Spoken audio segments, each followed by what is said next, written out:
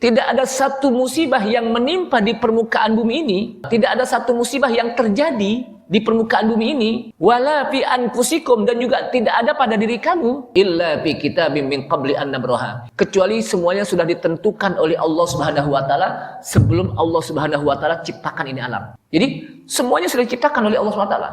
Sudah ditentukan. Makanya apa? Ketika Allah Subhanahu wa taala ciptakan ini alam, kemudian Allah Subhanahu wa taala atur. Setelah diatur, kemudian Allah tentukan masing-masing. Sesuai dengan apa? Jatuh temponya kapan orang. Sesuai dengan apa? Ketentuan Allah Subhanahu wa taala. Dan itu wajib bagi kita untuk mengimaninya. Kenapa? Agar dengan kita beriman kepada takdir baik dan buruknya itu semuanya dari Allah Subhanahu wa taala, kita tidak menjadi orang yang putus asa. Kan ini sudah Allah Subhanahu wa taala takdirkan. Ketika kita gagal dalam sesuatu, maka kita tidak berputus asa. Atau ketika kita berhasil, tidak membuat kita sombong. Kenapa? Karena ini sudah takdir dan ketentuan Allah Subhanahu wa taala. Jangan kita mengatakan ini kan atas hasil usaha kita. Ini kan hasil usaha saya. Ini yang disebut dengan kaum Qadariyah yang mengatakan bahwa apa yang saya lakukan itulah hasil saya. Sehingga membuat orang menjadi sombong. Tapi juga jangan menjadi Jabariyah yang menjadi orang itu menjadi putus asa. Udah kita udah hidup kita udah ditentukan, udah gitu. Mau diapain lagi? Kita usaha juga, kalau memang kita kaya